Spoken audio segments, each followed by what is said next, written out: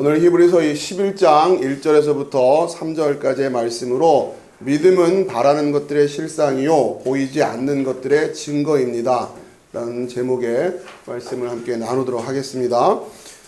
자, 먼저 우리 여러분 나눠드린 자료를 보시면서 우리 같이 좀 읽어볼까요? 히브리서 11장 1절입니다. 시작. 믿음은 바라는 것들의 실상이요 보이지 않는 것들의 증거니. 아멘. 자, 그 자료에 있는 그림을 여러분이 좀 잘 이해하셔야 되는데 이렇게 보시면 그렇게 어렵진 않을 거예요. 자, 지금 우리가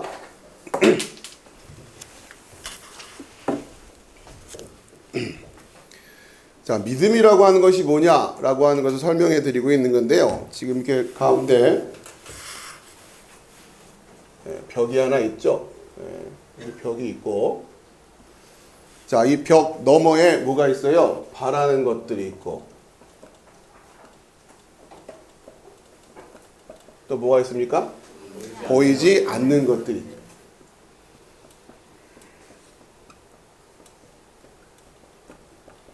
자, 믿음이라고 하는 것은 뭘 볼 수 있는 거다? 이걸, 그죠?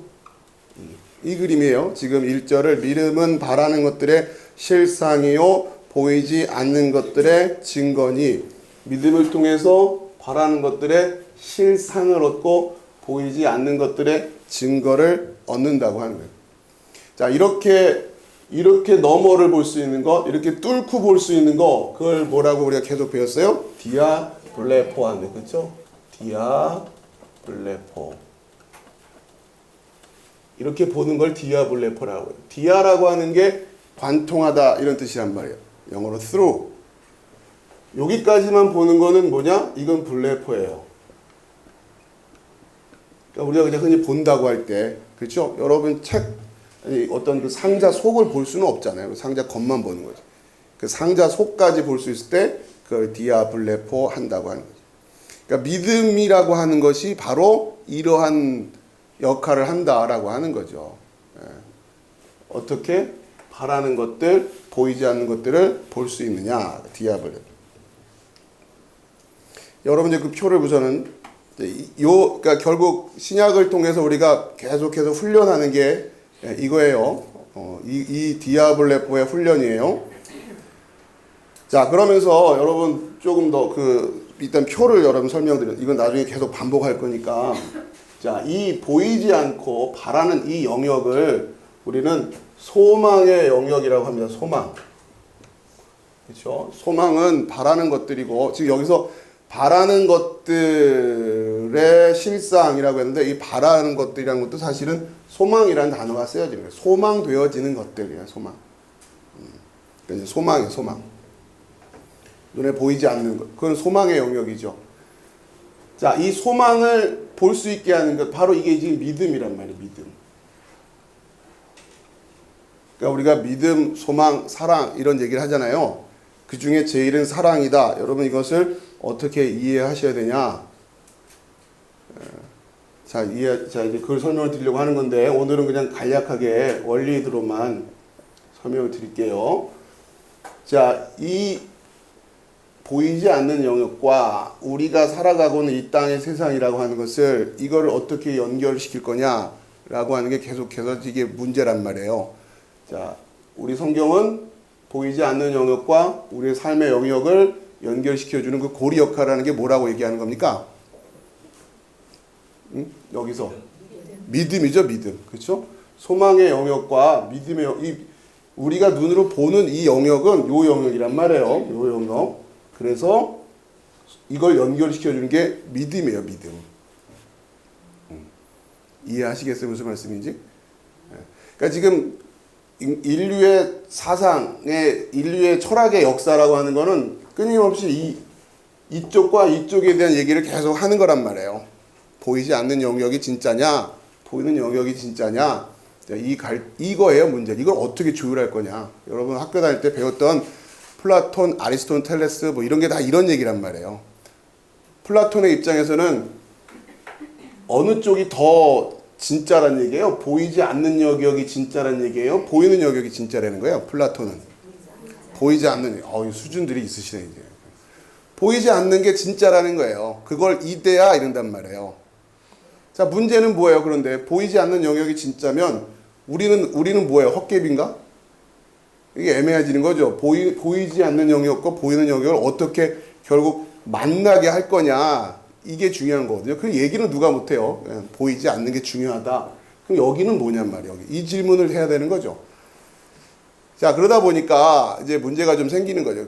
그러다 보니까 아리스토텔레스는 뭐라고 하냐면 그런 게 아니다. 보이지 않는 게 있어서 보이지 않는 것이 다 지금 이 땅에 뭐 이렇게 돼 있는 게 아니라 사실은 그 진리라고 하는 게 지금 우리가 보고 있는 하나 여기에 다 들어와 있는 거다. 이렇게 얘기를 하는 게 아리스토텔레스란 말이에요.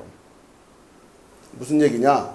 컵이 있으면 컵이라고 하는 것이 모양이 다 다르잖아요. 우리가 이 세상에서 경험하고 있는 것들 모양이 다 다르단 말이에요. 그러니까 여기에는 컵이라고 하는 것의 어떤 그 본질이 여기 있는 게 아니다. 그건 어디 있다? 보이지 않는 데 있다. 보이지 않는 데에서 그거를 뭔가 틀로 해서 여기에 지금 하나씩 만들어 놓은 거다. 이렇게 얘기한 거예요. 이게 나눠져 있다는 얘기를 하는 거예요. 아리스토텔레스는, 플라톤은 아예. 근데 아리스토텔레스는 어떻게 해요? 아니다. 거기에 떨어져 있는 게 아니라 지금 이 세상에 들어와 있다. 여기 하나에 다 컵의 본질적인 뭐가 다 있는 거다. 여기서 우리는 찾아야 된다. 이런 얘기를 하는 거랍니다. 아무튼 이런 얘기를 하는 거예요. 예. 자, 그렇다고 하면은 이 구조를 오늘 뭐 그 얘기를 다 자세하게 할 수 없으니까 이 구조를 우리 성경은 뭐라고 얘기하는 거예요? 보이지 않는 영역과 보이는 영역을 우리의 영역을 이렇게 조화를 시키는 게 뭐라고요? 믿음이라고 하는 거예요. 믿음. 그걸 믿음이라고 합니다.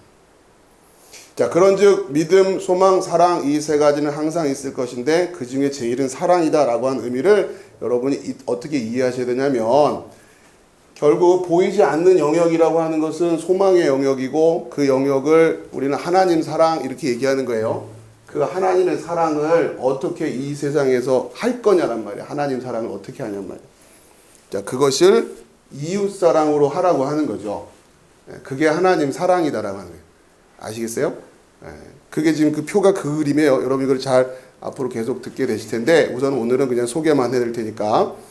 자, 그러면서 결국 우리는 이 땅에서 우리 입장에서 해낼 수 있는 거는 뭐냐? 이 해내다는 표현을 여러분 잘 주의하셔야 되고 아무튼 우리는 지금 이 세상에서 여기 살아가면서 보이지 않는 하나님을 사랑할 수가 없잖아요.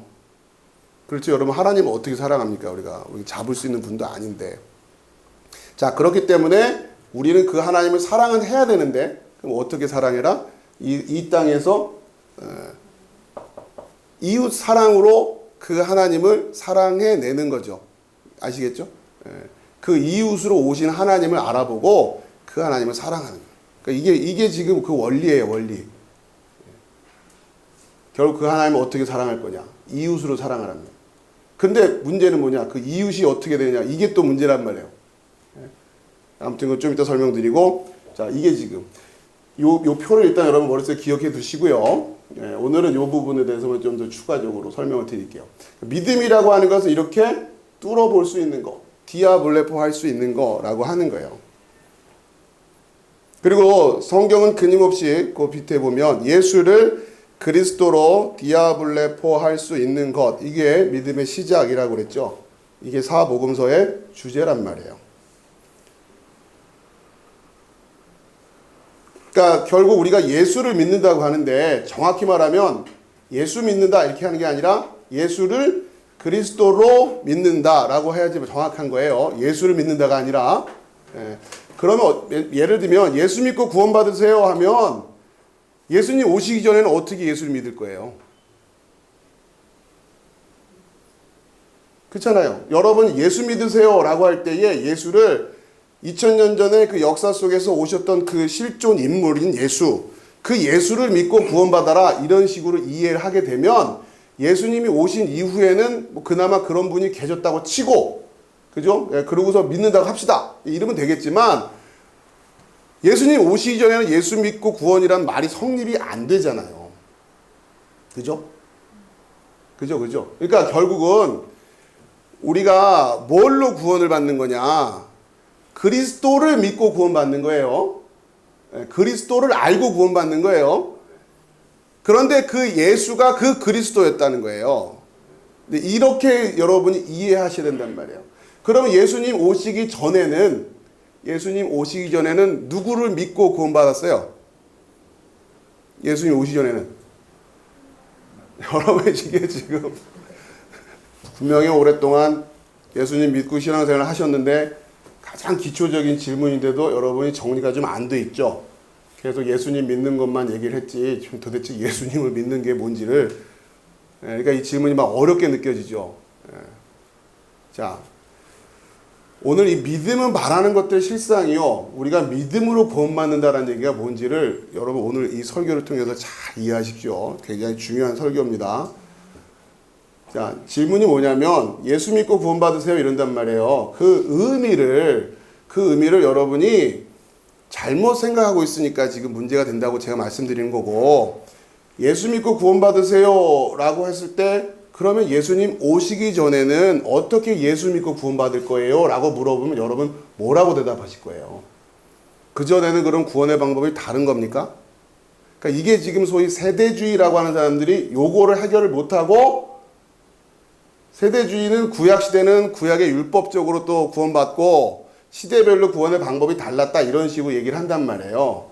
자, 그건 아니니까 이 언약 신약이라고 하는 쪽에서는 그건 아니다라고 하면서 언약으로 하는데 설명이 개운하지가 않아요.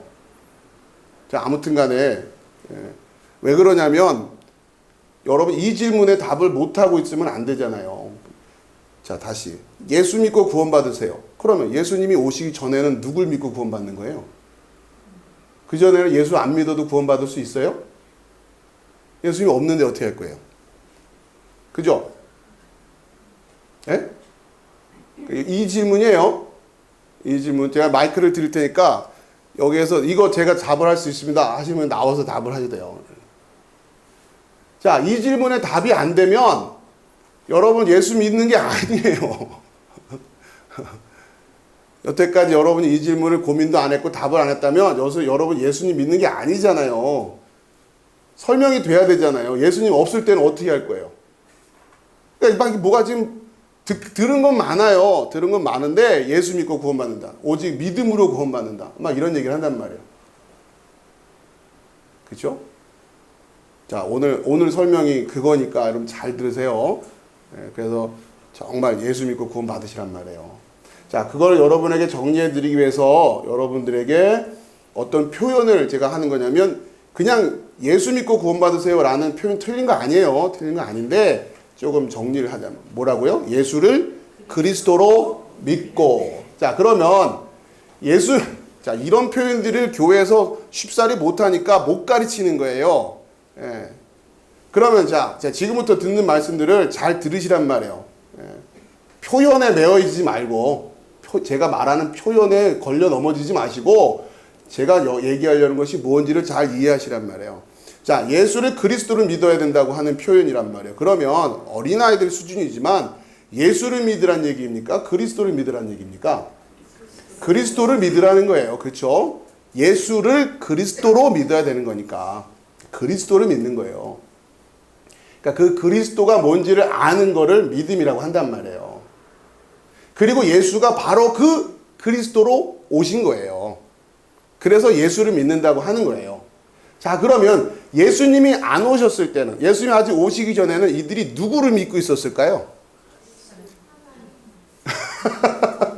그때는 하나님 믿고 구원받았고, 예수님 땅에 오실 때는 예수님 믿고 구원받고. 자, 예수님이 오시기 전에는, 자, 여러분이 어렵잖아요, 지금. 예수를 그리스도로 믿으라는 거. 아, 예수를 보는 순간, 아, 이분이 그 그리스도구나 라고 믿으라는 거 아니에요? 그러면 예수님 오시기 전에는 누굴 믿고 있었던 거예요? 그리스도를 믿고 있는 거죠. 하나님이 누굴 보내주실 거다? 그리스도를 보내주실 거다. 예수님이 오시기 전에는 그 그리스도가 어느 영역에 있는 거예요? 소망의 영역에 있는 거예요. 소망에. 그렇죠? 그런데 그들이 믿음으로 뭘 봤어요? 그 그리스도를 보고 있잖아요. 그러니까 믿음으로 구원받는 거예요. 그러나 진짜 그 그리스도가 유대 땅에 그런 모습으로 올 줄을 알았을까요? 몰랐을까요? 그건 몰랐죠. 그렇기 때문에 오셨을 때 못 알아보는 사람도 있었단 말이에요. 자, 그런데 아무튼 예수님 오시기 전에 이들이 구원받았다라고 할 때는 누구를 보고 있었기 때문에 구원받았다? 그리스도를 보고, 그들의 역사 속에서는 그 그리스도가 아직 안 오셨던데 그 그리스도를 이들은 뭘로 보고 있었어요? 믿음으로 보고 있었단 말이에요. 그래서 믿음으로 구원받았다라고 하는 거예요. 그들은 그러면 왜 그리스도를 믿음으로 바라보고 있었을까요? 왜 그리스도를 기다리고 있었을까요? 하나님이 그렇게 약속하셨는데 그 약속이 왜 필요한 거예요? 그 사람들한테는. 그 그리스도가 왜 필요해요? 그 그리스도가 왜 필요하냐고요?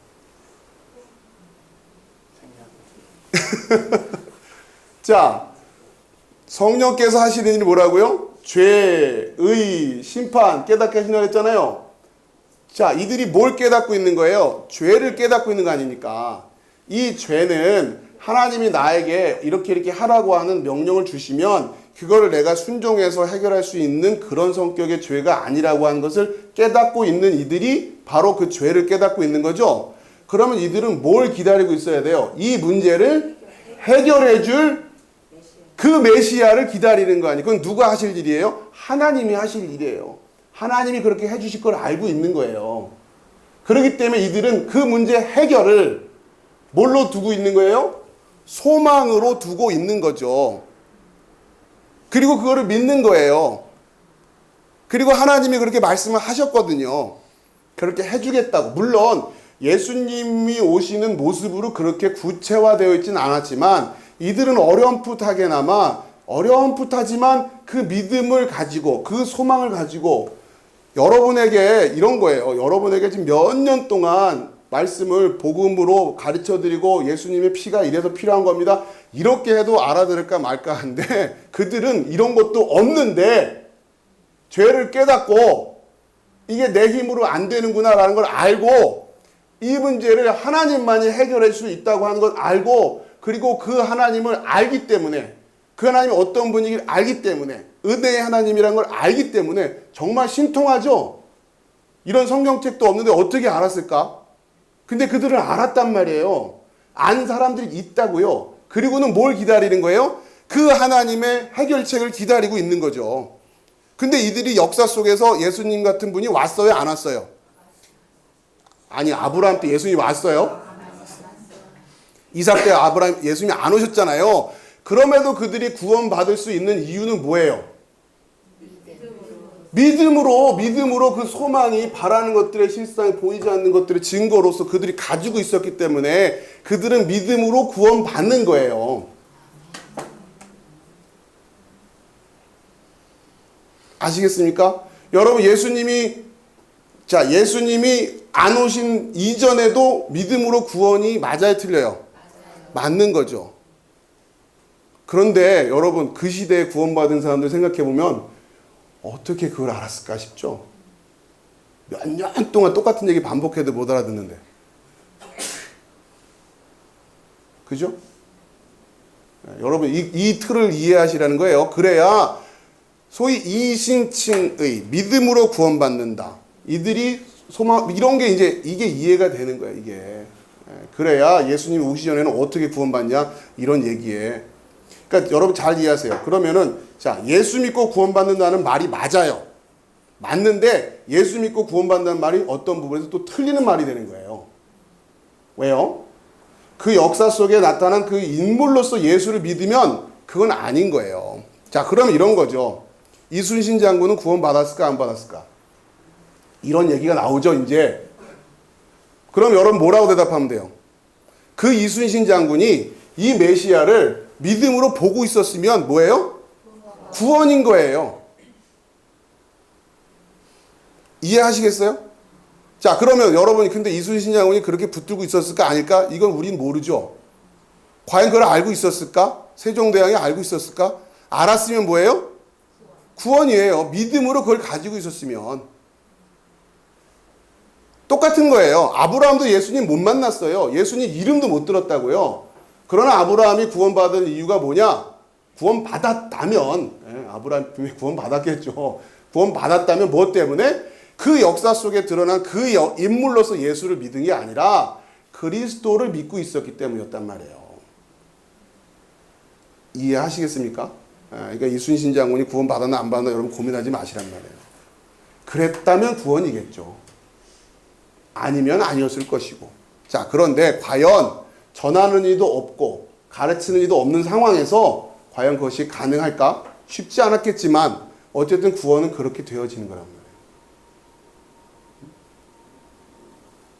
이순신 장이 자기 의의를 가지고 있었다면 아닐 것이고, 그죠? 그런 걸 여러분이 잘 이해하시라면. 좀 정리가 되십니까? 네.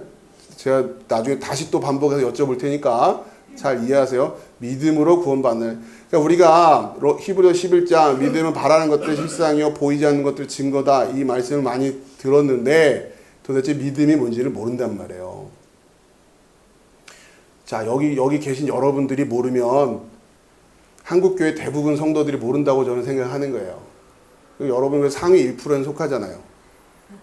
아닌가요? 여러분 한번 생각해보세요. 제가 지금 던진 질문을 이렇게 설명할 수 있는 성도들이 몇이나 될까? 성도는 고사하고 저도 목사님 입장에서 차마 목사님들 이렇게 말을 못 하겠어요.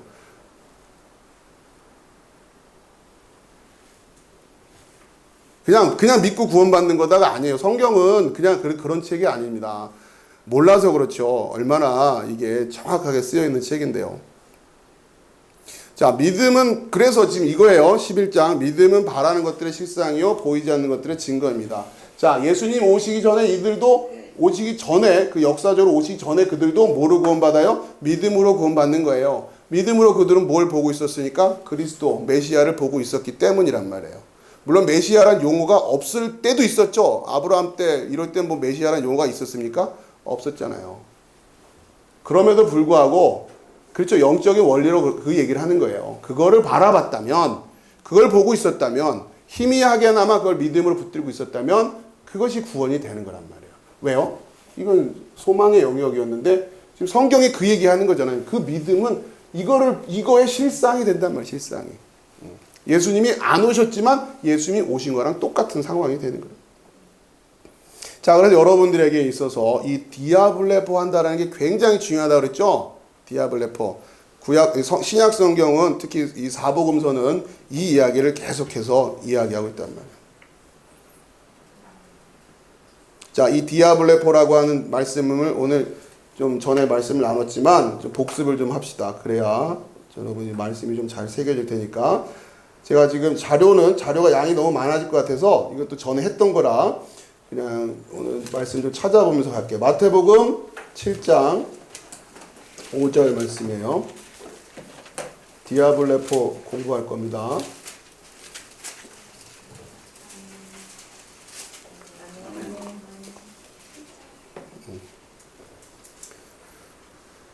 여러분 믿음은 지식이 바탕이 되지 않으면 안 됩니다. 열심히 공부하시고 반복하시고 여러분 자꾸 새겨서 틀을 잘 잡아가시라면.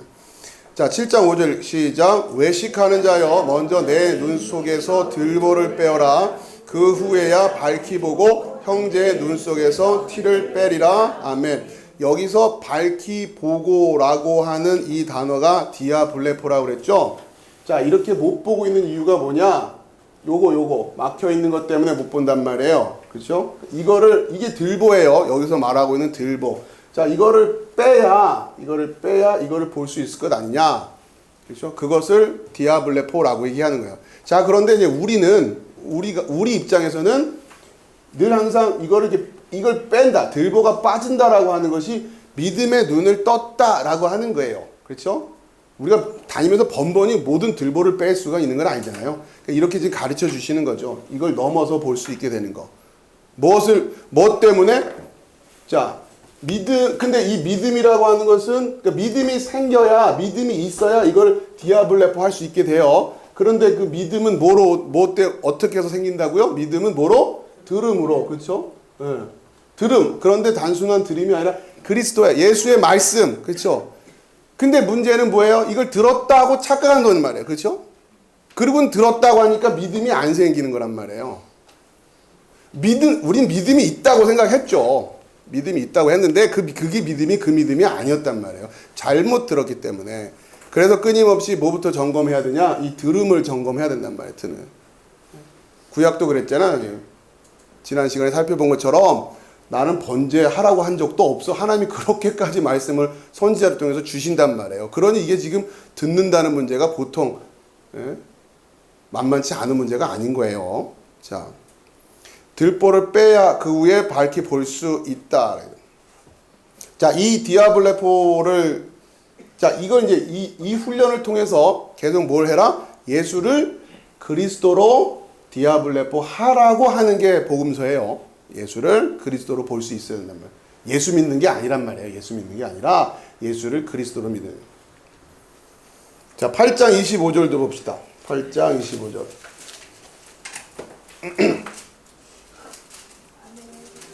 아, 죄송해요. 이거 마가복음이에요. 마가복음 8장 25절. 좀 부지런히 오랜만에 왔다 갔다 합시다. 마가복음 8장 25절. 예. 시작. 이에 그 눈에 다시 안수하심에 그가 주목하여 보더니 나아가서 모든 것을 밝히 보는지라. 아멘. 여기에 주목하여 보는 게 디아블레포예요. 그러니까 맹인의 눈을 고쳐주시는 역사를 통해서 뭘 지금 생각해라? 디아블레포 하는 거를 지금 할 수 있게 해야지. 우리가 지금 보고 있는 게 보는 게 아니란 말이에요. 예수님이 너희가 본다고 하니 죄가 있다 이러신단 말이에요. 차라리 못 본다 하면 죄가 없을 텐데 본다고 하니 죄가 있다. 이거를 잘 점검하라는 거예요. 자, 그래서 마태복음 다시 돌아가요. 마태복음 8장 27절. 성경에 눈먼 자가 눈 뜨는 게 기적으로 묘사되어 있지만 단순히 안과 치료했다는 얘기가 아니라고 그랬죠. 자, 마태복음 8장 27절 시작. 그 사람들이 놀랍게 여겨 이르되 이가 어떠한 사람이기에 바람과 바다도 순종하는가 하더라. 아멘. 그러니까 복음서를 읽으면서 계속 우리는 이 질문을 해야 되는 거예요. 이가 어떤 사람이기에, 그래서 누구구나로 나와 그 결론이에요. 그게 복음서의 주제예요. 자, 그런데 이가 어떠한 사람이기에를 잘못 이해하면 예수를 그리스도로 보는 것을 실패하는 거예요. 그리고 자꾸만 예수를 기적을 행하는 사람, 예수한테 가면 문제가 해결되는 사람, 이런 식으로만 이해하기 시작. 물론 하나님이라고 믿죠. 하나님이라고 그렇게 얘기하는데 예수를 지금 그렇게 바라보면은 그건 예수를 올바로 디아블로포 하는 게 아니란 말이에요. 문제는. 그게 지금 문제인 겁니다. 그래서 여러분이 복음서를 다 읽고 나면 이분이 어떠한 분이구나 라고 하는 그 믿음의 고백이 되는 거예요. 그게 진짜 그 믿음이 제대로 되고 그걸 통해서 여러분 이걸 디아블레포 하게 되는 거예요. 그랬을 때 여러분에게 생긴 믿음이 참 믿음이냐가 중요한 거예요. 그게 잘 봤냐는 거예요. 물론 보고서 예수님한테 가면 중풍병을 해결할 수 있어. 예수님한테 가면 눈 떠질 수 있어. 물리적인 차원에서 로만 생각하고 가버리면 그게 올바른 믿음이냐? 성경은 그게 아니라고 얘기를 하고 있는 거예요. 지금 여러분 섭섭하겠지만 하나님이 약속하신 메시아가 그런 메시아가 아니었단 말이에요. 여러분 그럼 뭘 또 찾아야 되는 거예요? 거기 가면 중풍병 고치고 그분 만나면 눈 뜨게 해줄 수 있는 그분을 찾아다녀야 되는 거죠. 그분을 찾으시라고요. 그러면 그게 여러분한테 그게 메시아가 될 테니까. 그렇죠? 그 여러분 그걸 믿는 거고 그건 이제 나중에 결정이 나는 거예요. 어떻게 방법이 없어요. 그건 제가 여러분한테 뭐 얘기한다고 될 것도 아니고 여러분이 계속 그 믿음 붙들고 있다는데 어떻게 해야겠어요, 그걸. 적어도 우리 빛으로 교회는 제가 말씀드리지만 제가 전하는 그리스도는 그런 그리스도가 아닙니다. 여기는 그런 그리스도 없으니까 만약에 여기서도 그런 그리스도를 찾고 싶으면 다른 교회로 가세요. 제가 전하는 그리스도는 그런 그리스도 아니에요. 미리 말씀드리지만. 그러니까 와서 자꾸 아닌 것 같아 하지 마시고 미리 말씀드립니다. 제가 전하는 그리스도는 그런 그리스도가 아니에요. 그러니까 다른 그리스도도 있어요. 찾아보면 있어요. 걱정하지 마세요. 여러분이 만약에 제가 여러분이 그러지 않을 거라고 생각하기 때문에 말씀드린 건데, 혹여라도 여러분이 기대하는 그런 그리스도를 찾으신다면 얼마든지 찾을 수 있어요. 가서 그 그리스도를 찾으시라고. 자, 마태복음 11장 3절이에요. 마태복음 11장 3절.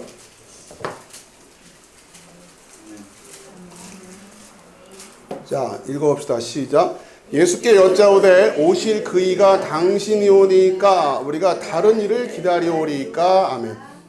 자, 이 세례 요한의 질문입니다. 세례 요한은 계속해서 이걸 지금 질문하고 있는 거잖아요. 오실 그이 뭐예요? 바로 믿음으로 보고 있던 그 메시아죠. 그러면 세례 요한은 구원 받은 거예요, 아닌 거예요? 그러니까 이 메시아를 보고 있었단 말이에요. 보고 있었는데 지금 그분이 진짜 오실 거라, 보내시겠다고 약속했으니까 그 약속 붙들고 있었는데, 공교롭게도 세례 요한의 그 시대에 그분이 오신 거예요. 얼마나 감격이에요. 그렇죠? 그런데 여러분, 감격은 맞는데, 자, 여기까지 제가 여러분들 말씀드려볼게요. 그럼 그분이 오시는 것과 오시지 않는 것이 차이가 있나요? 믿음으로 구원받는다고 할 때 여러분 어떻게 생각되세요? 오시는 게 더 나은 것 같아요? 오시지 않아도 상관없어요? 상관은 없는 거예요. 그렇죠? 와, 여러분 이렇게까지 말씀을 하시는 거 보니까 이제 별로 제가 걱정 안 해도 될 것 같아요. 여러분, 그걸 믿음이라고 하는 거예요. 이따 알아보겠지만 여러분이 그분이 오셨기 때문에 우리가 더 복잡해졌습니다. 이게 지금 나중에 말씀을 드릴게요. 나중에 말씀드릴게요. 그거 뭐 듣고 나니까 차라리 안 오셨어도 괜찮았겠는데 이런 생각이 들 수도 있어요. 왜? 어차피 우리는 믿음으로 구원받는 거란 말이에요. 약속되어 있는 그분이잖아요. 그렇죠? 자, 이제 자, 그러자 예수님이 5절에 맹인이 보며 못 걷는 사람이 걸으며 나병 환자가 깨끗함을 받으며 못 듣는 자가 들으며 죽은 자가 살아나며 가난한 자에게 복음이 전파된다 하라. 자, 이걸 보면 내가 누군지 알 수 있지 않냐 이거예요. 자, 그런데 참 또 절묘하게 예수님이 이렇게 말씀하셨죠. 자, 그런데 6절에 누구든지 나로 말미암아 실족하지 아니하는 자는 복이 있도다. 왜요? 예수님이 오셔서 맹인을 보게 만들고 못 걷는 사람을 걷게 만들고 나병한 자를 깨끗하게 만들고 못 듣는 자를 듣게 만들고 심지어 죽은 자를 살아나게 만드시는데, 이 현상에 집착을 하면 나로 말미암아 실족하게 된다는 얘기예요. 그렇죠? 분명히 그분이 오셔서 이렇게 할 건데, 그러니까 그분 때문에 실족한다는 얘기가 되는 거예요. 예수님을 메시아라고 철석까지 믿었는데 예수님을 믿고는 예수님의 현상에 집중해버리는 사람들이 있더라는 거죠. 오히려.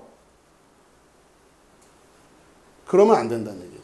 그러니까 우리가 지금 보고 있는 이 현상, 맹인이 보고 못 듣는 자가 듣고 못 걷는 자가 걷고 있는 그 현상 너머를 보는 게 믿음인데, 그 현상 수준만 보고 있으면 요거란 말이에요. 그러니 예수님은 그거 고쳐주시는 분으로 또 믿어버리는 거죠.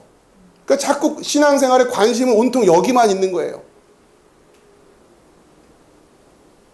이게 화제거리가 돼요. 성도들 간에. 그게 믿음이 좋은 거라 생각한다면. 이게 왜 화제거리가 됩니까? 이게 도대체. 예? 모여서 왜 이걸 가지고 화제라면.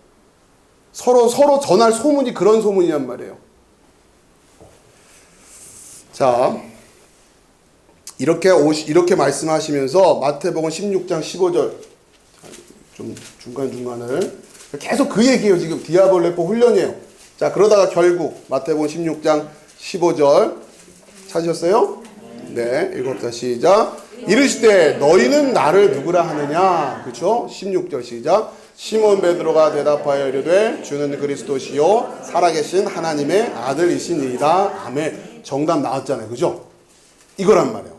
그동안 쫙 해가지고 정답 나왔어요. 이제부터 당신이 하나님이에요. 주는 그리스도십니다. 바로 그거죠. 그 그리스도입니다라고 고백이 됐어요. 이걸 기다린 거예요. 이거를. 자, 그러자 이 고백에 예수님이 19절에, 그러니까 18절에 또 내가 내게 이르노니 너는 베드로라. 내가 이 반석 위에 내 교회를 세우리니 음부의 권세가 이기지 못하리라. 그러니까 바로 그거 찾아보니까 예수를 그리스도로 디아블레포한 이들, 그 믿음의 고백을 하는 이들이 교회인 거예요. 그리고 그 교회가 갖고 있는 권세가 뭐냐? 천국 열쇠를 내게 주리니 내가 땅에서 무엇이든지 매면 하늘에서도 매일 것이요 내가 땅에서도 무엇이든지 풀면 하늘에서도 풀리리라 하시고, 이에 제자들에게 경고하사 자기가 그리스도인 것을 아무에게도 이르지 말라 하시니라. 전도하러 다녀야 되는 거 아니에요? 근데 왜 이르지 말라고 하세요? 그죠? 여러분, 그렇게 해서 되어지는 게 아니기 때문에 그런 거예요, 지금. 자, 아무튼 이런 말씀도 딱딱한 말씀이니까 오늘은 20절은 제가 말씀 안 드리고 우선 여러분 소화되는 만큼만 말씀을 드릴게요. 자, 그 다음에 그리고 나서 지난번에 말씀드렸죠. 지난번 다시 복습하는 거야, 지난번. 여러분 다시 반복하시라고. 자, 이 고백이 튀어나오고 나서 21절에 이때로부터 예수 그리스도께서 자기가 예루살렘에 올라가 장로들과 대제사장들과 서기관들에게 많은 고난을 받고 죽임을 당하고 제3일에 살아나 할 것을 제자들에게 비로소 나타내시니, 이제부터는 이 메시아가 다니면서 장님 눈뜨게 하고 못 걷는 자 걷게 하고 죽은 자 살리고 그거 하신다는 얘기예요, 안 하신다는 얘기예요? 이제 안 하신다는 얘기 아니에요. 오신 목적이 그게 아니었기 때문에 그런 거예요. 그럼 예수 믿고 내가 그 문제 해결하겠다고 예수님한테 가면 돼요, 안 돼요? 안 돼요가 쉽게 나오세요? 이제? 에? 그죠? 쉽지 않죠? 안 돼요 하기도 그래요. 문제가 있는데 나는 그러면 그 문제는 어떻게 해라나? 자, 이건 일단 여러분 숙제로 놔두시고 여러분 그렇게 어린아이와 같은 그 순진한 대답으로 일단 시작을 하시란 말이에요. 그러고 보니까 예수님한테 계속 그러면 안 될 것 같은데. 자, 그러자 지금 이렇게 하시겠다고 하니까 이거를 풀어서 설명하면 그런 거 아닙니까? 이제부터 내가 다니면서 기적 안 행할 거고 오병이어 기적 그런 건 난 이제 없어. 난 이제 고난받고 나는 죽임 당할 거야. 그거 할 거야 이제부터. 그래도 22절에 베드로가 예수를 붙들고 항변하여 이르되 주여 그리 마옵소서. 아니에요. 제가 지금 저희 가족 중에서도 지금 해결해야 될 문제가 얼마나 많은데 예수님 벌써 이러시면 어떻게 해요? 이런 거 아니에요. 이 일이 결코 주께 미치지 아니하리다. 그러자 여러분 잘 아는 23절, 예수께서 돌이키시며 베드로에게 이르시되 사탄아 내 뒤로 물러가라. 너는 나를 넘어지게 하는 자로다. 내가 하나님의 일을 생각하지 아니하고 도리어 사람의 일을 생각하는도다 하시고. 아멘. 자, 그러면 예수 믿고 이제 우리에게 예수님이 우리의 질병도 해결할 거고 우리의 무슨 문제도 해결할 거고 다 그걸 예수님한테 싸들고 가서 예수님한테 아릅시다 라고 하면 뭐가 되는 거예요? 그 고백이 돼요, 여러분?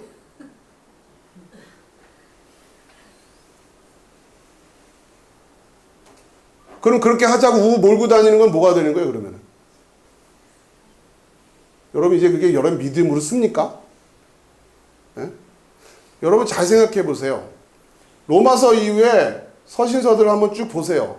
거기에 지금 바울이 분명히 교회들마다 문제 있고 교회 성도들 간에도 무슨 문제인 사람들이 많았을 거 아니에요. 그럼 거기다가 지금 여러분 그 문제 해결하려면 믿음으로 붙들고 기도합시다. 이런 서신을 쓴 내용이 있어요? 로마 교회에 혹시 어디 아프신 분 계십니까? 바울이 무슨 문제 있는 분 계세요? 서신서에 앞만 뒤져봐도 그런 얘기 없어요. 쉽게 말하면 우리가 요즘 흔히 듣는 류의 설교가 서신서에 들어와 있냐고요.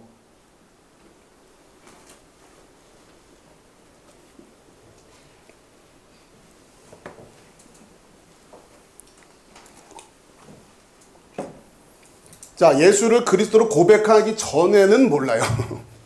예수를 그리스도로 고백하기 전이라면 모르겠는데 예수를 그리스도로 고백한 이후에도 여전히 이렇게 되면 베드로가 되는 거예요. 아시겠습니까? 몰라서 그런다 칩시다. 예수를 그리스도라며요. 더더군다나 하나님의 아들입니다 라고까지 했잖아요. 그럼 지금 21절의 말씀은 누구 말씀이에요? 하나님 말씀 아니에요. 하나님이 이렇게 하겠다고 하시는데 어떻게 거기다 대고 안 돼요 이러냔 말이에요. 방금 전에 자기가 뭐라고 고백해놓고는. 우리가 지금 그러고 있단 말이에요. 이 대목을 여러분 보시면서 이게 얼마나 아이러니인가라고 하는 것을 보실 수 있어야 돼요. 자, 이 그림은 좀 계속 또 나중에 나올 테니까 우선은 지금까지 들은 내용을 여러분에게 좀 마음으로 잘 서길 바라고요. 자, 오늘 이제 히브리서 11장에 넘어가기 앞서서 다시 좀 정리가 필요한 게 뭐냐면 이 디아블레포라고 하는 이 주제가 굉장히 중요하단 말이에요. 자, 일단 신약의 전체 스토리랄까 주제를 한번 정리를 해드릴게요. 자, 먼저 사복음서가 나오죠. 사복음서가 있는데 마태, 마가, 누가, 요한복음, 이게 사복음서예요. 그렇죠? 자, 사복음서의 주제가 뭐냐? 이 4권씩이나 들여서 뭘 우리에게 가르쳐 주려고 하는 거냐? 예수는 그리스도다라고 하는 거예요.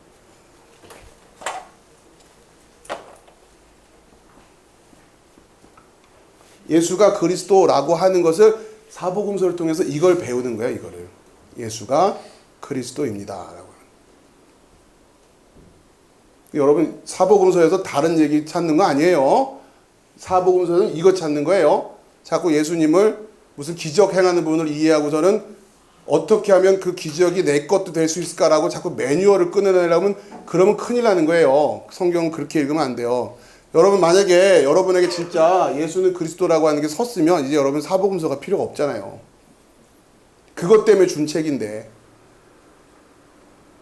그런데 간단치가 않았기 때문에 내가 듣는 게 진짜 듣는 건지 내가 제대로 알고 있는 건지 확인해야 되기 때문에 계속 공부를 하는 거죠. 자, 사복음서가 이렇게 이 주제예요. 계속해서. 자, 그 다음에 사복음서에 이어서 나오는 게 뭐죠? 사도행전이죠. 그럼 사도행전은 뭘 그리고 있는 거냐? 무슨 얘기를 하고 있는 거냐? 성령께서 사람들로 하여금 이거를 깨닫게 하는 거예요. 그렇죠? 예수는 그리스도다라고 하는 것을 깨닫게 해주시는 사역이란 말이에요. 그리고 이렇게 된들이 모이면 그들이 모여서 뭐가 돼요? 교회가 된다. 그러니까 사도행전은 바로 요거를 믿음으로 고백한 이들이 모여있는 교회가 어떻게 탄생됐고 그 교회가 어떻게 퍼져나갔는가를 설명해 주는 게 사도행전이에요. 어떠한 상황 속에서도 결국 이 믿음을 고백을 하는 이들이 나타나더라. 이걸 위해서 그 성령의 사역을 위해서 사도 바울이 어떻게 사역을 했고 어떻게 하나님이 그 일을 하셨는가라고 하는 것을 우리는 이 사도행전을 통해서 그걸 보면 되는 거예요. 자, 그 다음에 신약 성경의 구조가 그 다음에 서신서들이 나오죠. 서신서들이 나온단 말이에요. 그럼 이 서신서들은 뭘 하는 것들이냐? 뭐 하는 거냐? 자, 이 교회에 편지를 쓰는 거잖아요. 이 교회에. 첫 번째는 교리적인 차원에서 진리를 계속해서 변증을 하죠. 그러니까 서신서 초반에 보면 뭔가 계속해서 뭘 가르친단 말이에요. 잘못된 지식에 대해 잘못된 지식을 가르치기 위해서 로마서도 그렇고 모든 구조들이 그래요. 기본적으로 교리적인 차원에 진리를 가르쳐요. 그리고 두 번째, 서신서에서 많이 간과되고 있는 것들이 있는데 그게 뭐냐면 그러므로 이제 너희들은 이렇게 살아라 라고 하는 측면이에요. 우리가 어떻게 보면 되게 밋밋해 보이는데 사실은 서신서는 여기에 굉장히 관건이 있단 말이에요. 그게 우리가 아까 살펴봤던 그 그림으로 보면 뭐예요? 형제사랑, 이웃사랑.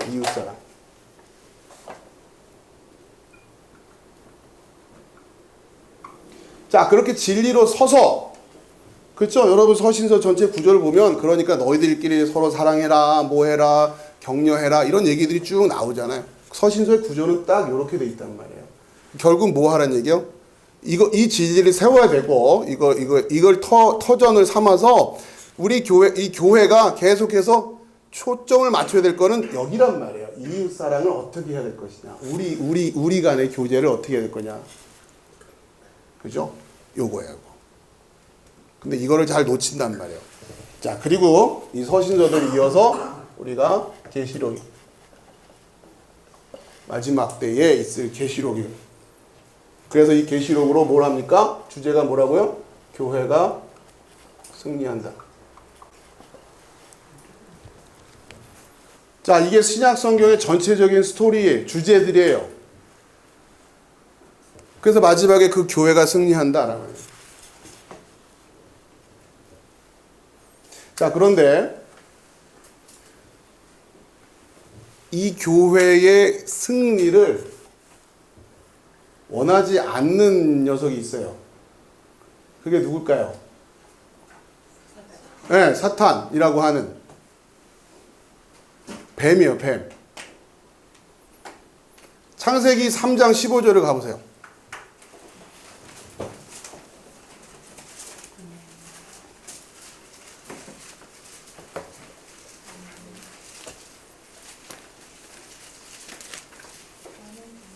네. 창세기 3장 15절 같이 읽읍시다. 시작. 내가 너로 여자와 원수가 되게 하고 내 후손도 여자의 후손과 원수가 되게 하리니 여자의 후손은 내 머리를 상하게 할 것이요 너는 그의 발꿈치를 상하게 할 것이니라 하시고. 아멘. 자, 지금 뱀에게 여자의 후손이 내 머리를 상하게 할 것이요 너는 그의 발꿈치를 상하게 할 것이다 라고. 창세기 3장 15절에 자, 이 창세기 3장 요 후반부가 소위 말하는 이 원복음이라고 하는 거예요. 원복음. 복음의 원형이 지금 들어가 있단 말이에요. 자, 그럴 때 지금 이 스토리를 누가 알고 있어요?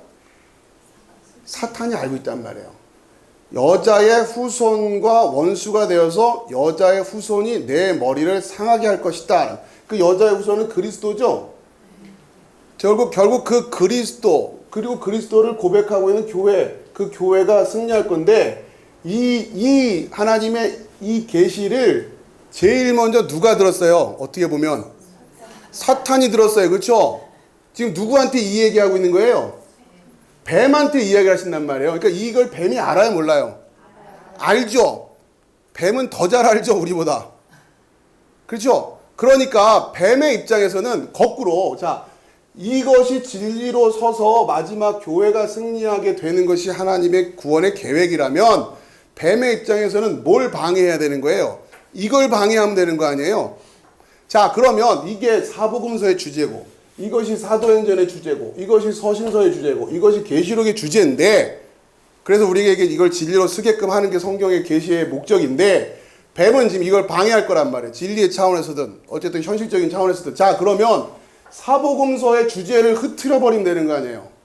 예수를 그리스도로 보게끔 하는 게 사복음서의 주제인데, 그럼 뱀은 어떻게 하겠어요? 일단은 예수를 못 믿게 하겠죠. 그냥 1차적으로 대부분이 또 안 믿고 있고, 그건 쉽게 그냥 떨궈져 나가는 거예요. 자, 그러면 어렵사리 예수를 믿겠다고 온 사람들한테 어떻게 가라지를 심어놓으면 되는 거예요? 예수를 그리스도로 못 보게 하면 된단 말이에요. 그럼 예수를 어떻게 보게 하면 쉬워요? 예수를 기적 베푸는 이로 자꾸 만들어 버리면 예수를 그 약속된 메시아로 못 보게 만든단 말이에요. 계속 베드로 같은 놈들만 만들어내는 거 아닙니까? 계속 예수를 뭐로 보게 만들어요? 오병이어 뻥튀기 해주는 분, 내 문제 가져가면 해결해주는 분, 그렇게 이해하는 것이 예수 믿는 건 줄 알게끔 만들게끔 한단 말이에요. 그걸 누가 해요?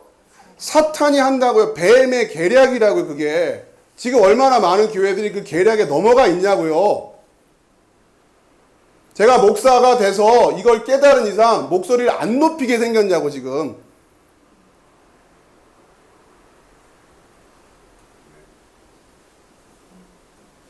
자, 예수를 그렇게 만들어 버리면 돼요. 그러면 복음서의 목적이 없어지니까. 자, 그러면 두 번째, 이번에는 성령께서 이 일을 하시는 거거든요. 우리에게 죄에 대해서, 의에 대해서, 심판에서 깨닫게 해서 결국 그 예수가 그리스도였구나라고 하는 걸 고백하게 하는 게 성령이 하시는 일인데, 성령 하면 또 뭐가 더 이제 맨날 뭐 기적 나고 금가루 떨어지고, 성령 사역하면 이거 가르치는 진리의 영으로서의 성령이 아니라 계속해서 뭔가 기적 베푸는 분으로 만들어 버리잖아요. 그렇게 만들어요. 사도행전에 나와 있는 성령이 어떤 역할을 하는 건지를. 뱀은 또 그렇게 가라지를 뿌려놓는다고요. 그래서 성령 사역한다 그러면 맨 뭐 안수기도 받고 뭐 이게 성령 사역인 줄 알고 목사들이 다 그러고 있잖아요 지금. 성령 사역하신다는 분이 오셔서 말씀 가르치는 분 계세요? 다 뭔가 푸닥거리 한 판 벌여주고 가지? 성경책 차근차근 넘기면서 이게 그리스도입니다. 이렇게 해서 죄를 깨달아야 됩니다. 이게 성령이 하시는 일입니다라고 가르쳐 주면서 성령 사역하신 분들이 도대체 있으면 좀 저도 지금 보고 싶어요.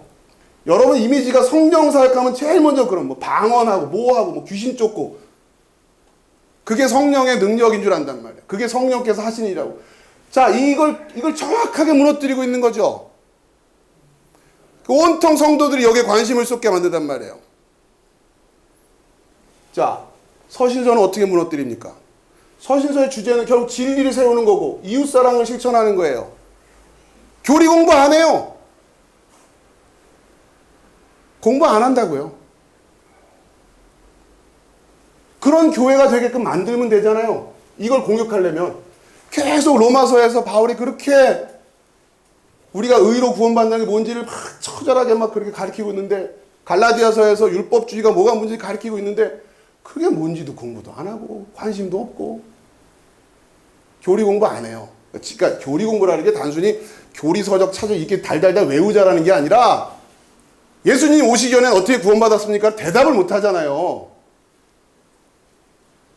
이게 안 써 있으니까 진리로 믿는다라는 게 뭔지를 모르면서 뭘 믿음으로 구원받는다는 거예요 도대체. 그럼 아브라함의 믿음은 뭐야? 맨 그냥 이삭 갖다 바친 믿음? 이 수준으로만 생각하고 있단 말이에요. 자, 진리 안 쓰게 만들어버려요. 공부 안 하니까 방법이 없어요. 이웃사랑? 이웃을 또 뭐로 생각해요? 102호 103호 사랑한 걸 이웃사랑으로 만들어버리네? 어줍지 않은 도덕주의로 만들어버리는 거예요. 성경이 말하는 이웃사랑은 이렇게 예수를 그리스도로 고백해서 들어온 교회의 지체들을 말하는 겁니다. 그래야 우리가 서로 사랑을 할 수가 있는 거예요. 그 이웃이 그 이웃이란 아니란 말이에요. 근데 이걸 또 망가뜨렸잖아요. 이렇게 말하면 알아들을 교회가 몇이나 될까?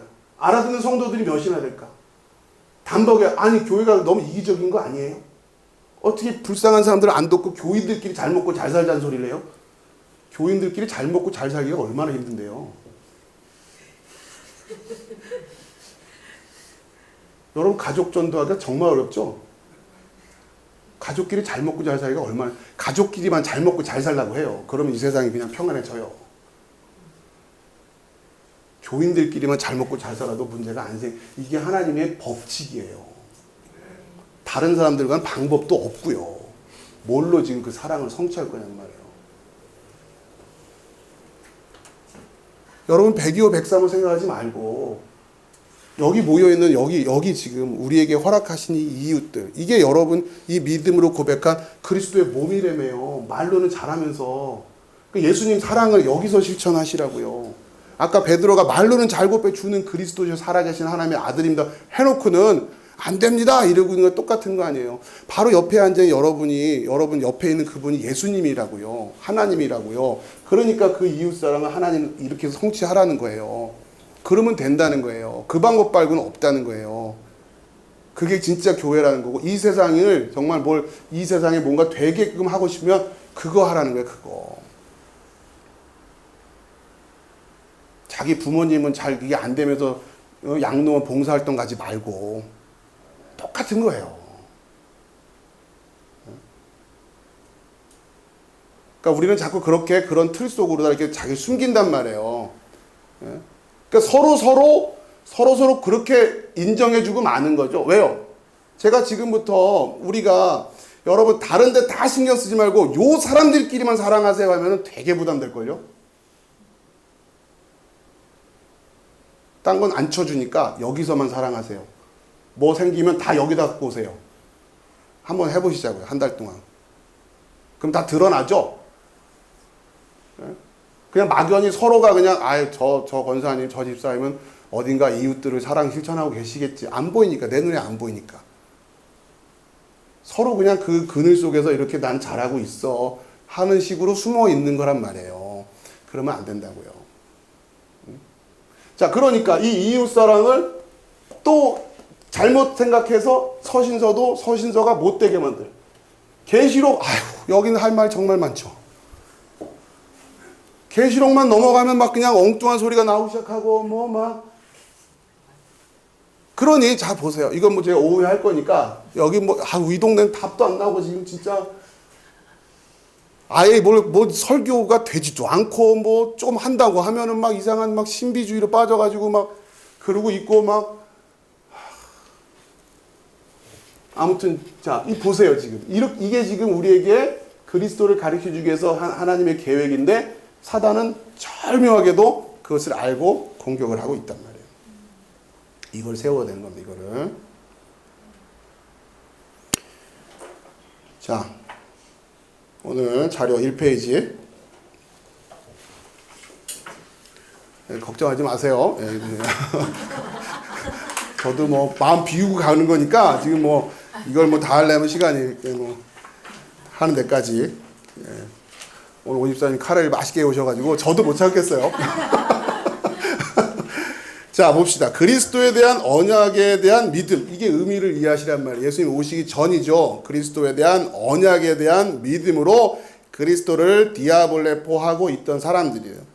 구약은 그 모습을 그리고 있는 거예요. 대표적인 이사야 53장이잖아요. 자 쭉 보잔 말이에요. 이런 분을 기다리고 있는 거예요. 이런 분을 그리스도로. 우리가 전한 것을 누가 믿었느냐? 여호와의 팔이 누구에게 나타났느냐? 그는 주 앞에서 자라나기를 연한 순 같고 마른 땅에서 나온 뿌리 같아서 고운 모양도 없고 풍채도 없은즉 우리가 보기에 흠모할 만한 아름다운 것이 없도다. 어떻게 이런 그리스도를 바라보고 있냔 말이에요. 믿음으로. 그죠? 멋있는 다윗 같은 그렇게 그게 아니라 그는 멸시를 받아 사람들에게 버림받았으며 간고를 많이 겪었으며 질고를 아는 자라 마치 사람들이 그에게서 얼굴을 가리는 것 같이 멸시를 당하였고 우리도 그를 귀히 여기지 아니하였도다. 정확히 보고 있죠. 그는 실로 우리의 질고를 지고 우리의 슬픔을 당하였거늘 우리는 생각하기를 그는 징벌을 받아 하나님께 맞으며 고난을 당한다 하였노라. 그가 찔림은 우리의 허물 때문이요 그가 상함은 우리의 죄악 때문이라. 그가 징계를 받음으로 우리는 평화를 누리고 그가 채찍에 맞음으로 우리는 나음을 받았도다. 이렇게 그리스도를 보고 있잖아요. 지금 그가 찔린 건 우리의 죄악 때문이에요. 그가 상함은 우리를 낫게 하기 위해서예요. 이런 분이 오셔서 그 고초를 당할 건데 이유는 뭐다? 우리의 죄 때문에. 왜? 내가 해결할 수가 없으니까. 그렇게 메시아가 오신다라고 보고 있더란 말이죠. 믿음으로.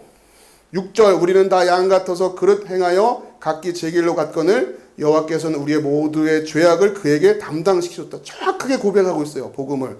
그가 곤욕을 당하여 괴로울 때에도 그의 입을 열지 아니하였으며 마치 도수장으로 끌려가는 어린 양과 털 깎는 자 앞에서 잠잠한 양같이 그의 입을 열지 아니하였도다. 그는 곤욕과 신문을 당하고 끌려갔으나 그 세대 중에 누가 생각하기를 그가 살아있는 자들이 땅에서 끊어짐은 마땅히 형벌을 받을 내 백성의 허물 때문이라 하였으리요. 그 모습을 보면서 누가 저분이 저렇게 고쳐당하는 것은 우리의 허물 때문이다라고 생각했겠냐라는 거예요. 그게 쉽겠냐라는 거예요. 바로 그 죄를 깨달은 사람들이죠. 성령께서 하신다는. 그렇죠? 그 깨달음을 가지고 그걸 볼 수 있겠냐 쉽게. 9절 그는 강포를 행하지 아니하였고 그의 입에 거짓이 없었으나 그의 무덤이 악인들과 함께 있었으며 그가 죽은 후에 부자와 함께 있었도다. 여호와께서 그에게 상함을 받게 하시기를 원하사 질고를 당하게 하셨은즉 그의 영혼을 속건제물로 드리기에 이르면 그가 씨를 보게 되며 그의 날은 길 것이요 또 그의 손으로 여호와께서 기뻐하시는 뜻을 성취하리로다. 그가 자기 영혼에 수고한 것을 보고 만족하게 여길 것이라. 나의 의로운 종이 자기 지식으로 많은 사람을 의롭게 하며 또 그들의 죄악을 친히 담당하리로다. 그러므로 내가 그에게 존귀한 자와 함께 몫을 받게 하며 강한 자와 함께 탈취한 것을 나누게 하리니 이는 그가 자기 영혼을 버려 사망에 이르게 하며 범죄자 중 하나로 헤아림을 받았습니다. 그러나 그가 많은 사람의 죄를 담당하며 범죄자를 위하여 기도하였느니라. 아멘. 예수님을 정확히 보고 있잖아요. 그런데 구체적으로 어떤 모습일지는 모르는 거죠. 이들은 뭘로 보고 있는 거예요? 믿음으로 보고 있는 거예요. 믿음으로 보고 있다고요. 그래서 이 믿음으로 구원받은 거예요. 왜? 믿음은 바라는 것들의 실상이고 보지 못하는 것들의 증거이기 때문에 마치 예수님을 눈앞에서 보고 있는 것 같은 똑같은 그 믿음의 고백이 된단 말이에요. 자, 신약시대에 넘어오면서 예수님을 그렇게 기다리고 있었던 분들이 있단 말이에요. 누가복음에서 누가복음. 자, 보세요. 여기 이제 자료를 보시면 2페이지. 모세의 법대로 정결 예식의 날이 참에 아기를 데리고 예루살렘에 올라가니 이는 주의 율법에 쓴 바 첫 해에 처음 난 남자마다 주의 거룩한 자라 하리라 한 대로 아기를 주께 드리고 또 주의 율법에 말씀하신 대로 산비둘기 한 쌍이나 혹은 어린 집비둘기 둘로 제사하려 함이라. 예수님이 지금 어렸을 때 지금 이 예법을 하려고 지금 하는 겁니다. 자, 25절에 예루살렘에 시므온이라 하는 사람이 있으니 이 사람은 의롭고 경건하여 이스라엘의 위로를 기다리는 자라. 성령이 그 위에 계시더라. 26절에 그가 주의 그리스도를 보기 전에는 죽지 아니하리라 하는 성령의 지시를 받았더니 성령의 감동으로 성전에 들어가매 마침 부모가 율법의 관례대로 행하고자 하여 그 아기 예수를 데리고 오는지라. 시므온이 아기를 안고 하나님을 찬송하여 이르되 주제여 이제는 말씀하신 대로 종을 평안히 놓아주신도다. 그러니까 내가 이제는 눈을 감아도 여한이 없습니다. 이런 얘기잖아요. 왜? 내 눈이 주의 구원을 보았사오니 이는 만민 앞에 예비하신 것이요 이방을 비추는 빛이요 주의 백성 이스라엘의 영광이니이다 하니 그의 부모가 그에 대한 말들을 듣고 말들을 놀랍게 여기더라. 아멘.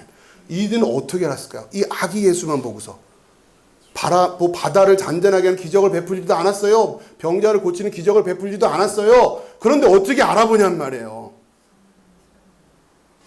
그 말인 즉슨 오병이어의 기적이 필요했다 안 했다? 안 했단 말이에요. 그 기적 보고서야 그나마 따라오는 사람들은 그래서 유대인들 보고 예수님이 표적을 원한다 이러신단 말이에요. 표적을 원하니까 표적을 보여줘요. 그러나 표적의 목적은 아니란 말이에요.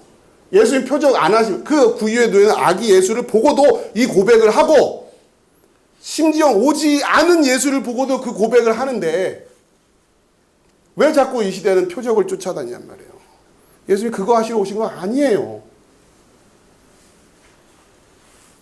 자, 34절. 시므온이 그들에게 축복하고 그의 어머니 마리아에게 말하 이르되 보라 이는 이스라엘 중 많은 사람을 패하거나 흥하게 하며 비방을 받는 표적이 되기 위하여 세움을 받았고 또 칼이 내 마음을 찌르듯 하리니 이는 여러 사람의 마음의 생각을 드러내려 함이니라 하더라. 아멘.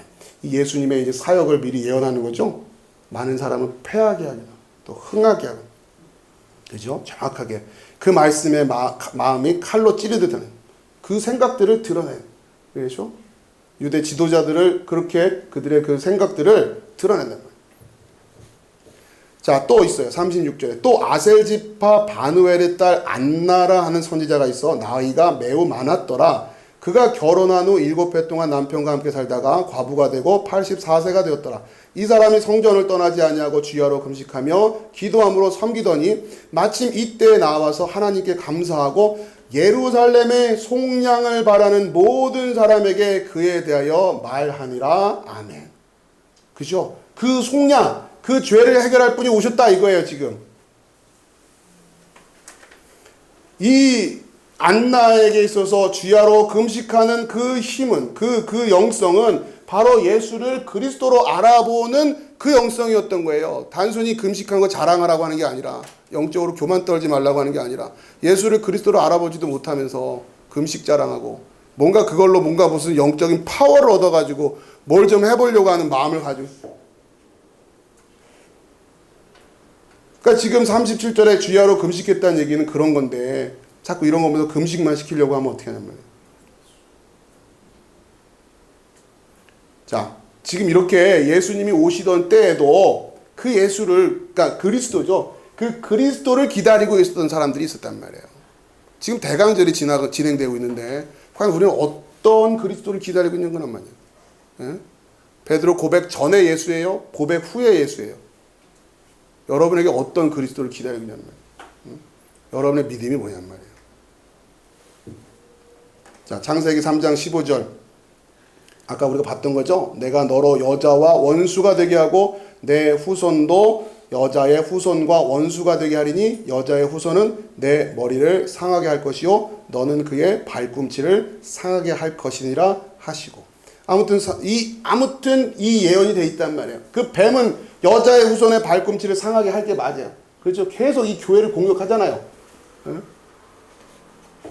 그 발꿈치를 상하게 하는. 자, 그러나 결국 어떻게 해요? 여자의 후손은 제가 성경 번역 중에서 제일 마음에 안 드는 번역이 이거예요. 내 대가리를 상하게 할 것이 이래야 되는데 또 내 머리를 상하게, 너무 고상하게. 여러분 지우고 고치세요. 대가리로. 기분이라도 좀 내자고. 뱀의 머리가 아니라 뱀의 대가리를 상하게 할 거예요. 원래 또 그게 맞다면서요. 머리는 사람한테만 쓰고 나머지는 다 대가리라며. 근데 뱀은 또 머리, 이거 아니에요. 뱀의 대가리를 상하게 할 거예요. 대가리. 자, 어쨌든 이깁니다. 여러분 같은 분들이 계시니까. 그렇게 남은 자들이 있단 말이에요. 그 그루터기들이 있단 말이에요. 참 희한하게 와서 말씀을 듣고 계시잖아요. 지지난주였나요? 여러분들 카톡방에서 들으셨지만 제 인터넷으로 제가 이게 여러분들 공부하시라고 제가 이제 올려드리고 있는데 저기 육지에서 어느 가족이 제 설교를 그렇게 열심히 듣고 계신 분이 계셨더라고요. 그래서 제가 그냥 한 달 정도 다른 것 작업하느라고 계속 밀려가지고 못 올렸더니 또 어떻게 찾아가지고 저는 저희 아내 블로그를 찾아서 와서 무슨 일이 있는 거 아닌지 염려스럽다고 하면서 하시길래 저도 또 좀 마음을 다시 새롭게 이렇게 또 제가 알 수는 없지만 열심히 듣고 계신 분들이 계셨구나. 좀 성실하게 계속 올려야겠다. 저는 우리 성도님들만 생각하고 여러분들 어쨌든 설교 들었으니까 생각하고 말았는데 그런 마음이 들어요. 아무튼 그렇게 또 있더라고요.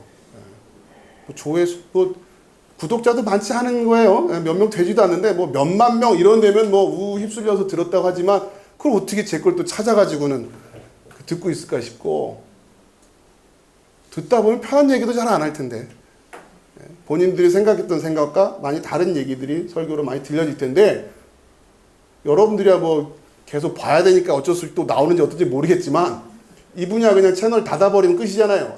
목사님 설교 이상하다. 이 부분은 못 알아듣겠는데 못 받아들이겠네 이럴 수도 있는데 그걸 처음부터 끝까지 다시 봐. 한 달 동안 안 올라오니까 다시 먼저 설교를 또 반복해서 듣고 있고 여러분도 그러고 계시죠? 그죠? 여러분 당연히 상식적으로 그러실 거라 생각하고 그래서는 엊그제는 사과를 보내세요. 사과를 일단 점심에 준비되나요? 정말 맛있는 사과예요. 그래가지고 4상자나 이렇게 보내시더라고요. 뭘 이렇게 많이 보시냐니까 배달되는 양이 그거라고. 한 상자는 배달 안 해준다고 해가지고 사실은 말씀 같은데 아무튼 교인들하고 넉넉하게 드시라고 사과도 보내시고 이게 뭘까 싶은 거예요. 여러분 바로 이 믿음을 보고 있는 분들이 있더라는 거죠. 믿음을 보고. 자, 그들이 교회입니다. 그리고 그 교회가 이 강력한 사단의 괴계를 물리치고 승리할 것이다 라고 하는 거예요. 마치 요한계시록에서는 어린 양이 그 싸움을 싸워 이기는 모습으로 보여준단 말이에요. 어린 양이 어떻게 늑대와 싸워 이겨요. 근데 이기더라는 거예요. 중요한 거는 뭐예요? 내가 진짜 그 교회인가? 여러분 말씀드려요. 내가 진짜 예수를 그리스도로 보고 있느냐? 내가 진짜 이웃사랑을 그 이웃사랑으로 알고 있는가? 여러분 여기서부터 점검하시면 내가 그 교회가 되면 이 마지막 승리가 여러분의 것이다. 내 것이다. 그것이 성경이 우리에게 가르쳐주고 있는 말씀인데 아무튼 이 시대가 만만치는 않습니다. 여러분 기도하시면서 여러분이 든든히 서가면 돼요. 우리 빛치료 교회가 든든히 진짜 그 교회로 서가면 우리가 그 빛의 역할을 할 수 있다는 거예요. 아무리 어둠이 칠흑 같아도 그 빛 한 줄기가 그 빛의 역할을 하는 것처럼 여러분 이렇게 열심히 모여서 교제하시고 열심히 이 교회 사역을 위해서 헌신하시고 함께 마음을 쏟아주시면 된다라고 하네요. 자, 우리 기도 설교 제목 같이 읽고 마치도록 하겠습니다. 시작. 믿음은 바라는 것들의 실상이요 보이지 않는 것들의 증거입니다. 아멘. 기도하겠습니다.